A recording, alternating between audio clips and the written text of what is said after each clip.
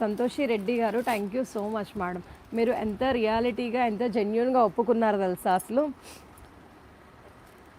మేము వేరే దగ్గర 750కి తీసుకుందామని. ఈ విషయం ఇంకోలా చెప్తాను. ఒక మేడం గారు వాళ్ళు ఎంతకు తీసుకున్నారో నాకు తెలియదు.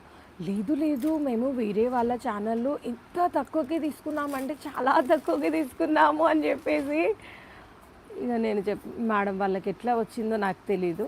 బట్ నాకైతే ఆ రేట్ అస్సలు రాదు. అది నా ఖరీదు కూడా కాదు. నేను చూసుకునేదే జస్ట్ 50 రూపీస్ మార్జిన్. ఎందుకంటే చిన్న పిల్లలు ఉన్నారు మేడం.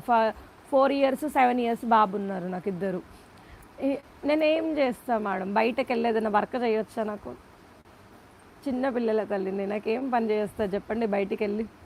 అందుకని చెప్పేసి నేను ఇంట్లోనే సేల్ చేసుకుంటున్నాను. ఇంట్లో నుంచి వెళ్ళి లైవ్ స్టార్ట్ చేశాను, ఛానల్ ఓపెన్ చేశాను.